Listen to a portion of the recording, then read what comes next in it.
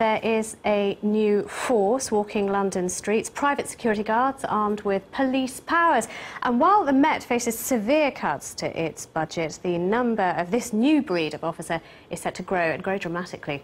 Jerry Thomas reports. Security guards like this could be coming to a street near you. Far from the average, these officers on patrol in Victoria have been granted special powers, normally reserved for the police. Around London, working for councils, hospitals and private companies, trained personnel have been given the power to issue fines, confiscate alcohol or tobacco, direct traffic, demand someone's name and address. Known as the Community Safety Accreditation Scheme, Labour set it up in 2002, but until now the take-up has been slow. At the end of last year, there were 127 accredited people, but that number is set to grow to more than 400 once a number of proposed new patrols hit the beat. And at a time where the number of fully paid-up police officers will fall from present levels, we could find officers like this an increasingly common sight. With us now we have John Tully from the Met Police Federation. Rank and file officers, are they quite looking forward to working with these private police officers? Well, I think fundamentally the Police Federation have quite an interesting position here, because we currently have warranted police officers who hold the office of constable, of which we're very proud, and they police the streets 24/7, and we're very proud to serve the communities that we serve. We also have police community support officers who backfill and support those regular police officers. We now find ourselves faced with the potential of a third tier of policing, as it were, which is privatised in some respects because it's funded privately. So when you say it's funded privately, that is the thing that rankles with you, is it? Well, not necessarily rankles, but I think for us, we need to know the benefits of that, linked into where is their training coming from, what regulation are they going to have. Yeah, I mean, the thing is, you know, your own bosses think it's a very good idea. I mean, they're going to sort out the problems that you, frankly, have not got the time or the effort for, and nor should you, getting kids off pavements on bicycles, confiscating cigarettes and alcohol from, you know, teenage tearaways on benches. You don't want to be doing that, do you?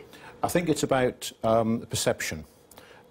If you see a regular police officer in full uniform patrolling the streets, that generates confidence and reduces the fear of crime.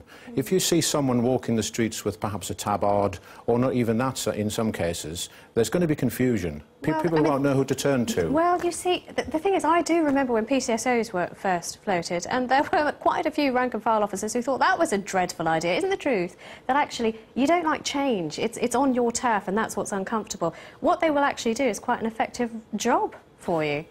I think it's not a case of us wanting to oppose change. We've always said over a number of years that we are prepared to look at change, but it needs to be constructive change. You didn't like PCSOs when they came along? We didn't particularly like PCSOs, no. I quite agree with that. And now you're saying that they're an effective backfill. So isn't the case, you know, people will get used to their tabarded police officers and they will help. You don't have the money to do the job that they can do.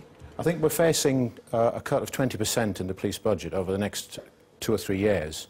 What the public want to see are warranted police constables on the street effectively patrolling their communities, and that's what we, the Police Federation, want to see as well.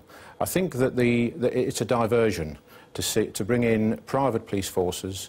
The government do want to cut. We're facing enormous pressures at the moment across a wide range of areas: pay and conditions, pensions, sure, pay freezes. And we've spoken about that on the programme before, but are you worried about accountability? Are you worried about their training?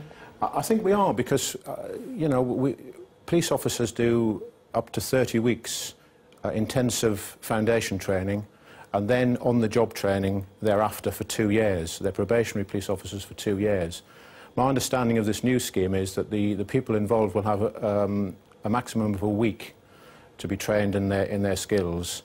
And when you think that these people are going to have powers such as stopping vehicles, issuing fixed penalty notices, confiscating, as you said, alcohol and tobacco from people.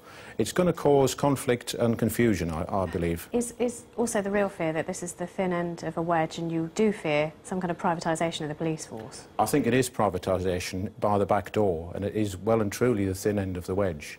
The current government have got an agenda of cuts which, without doubt, will affect the frontline policing capability in England and Wales.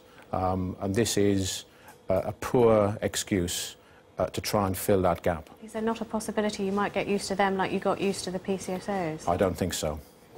OK.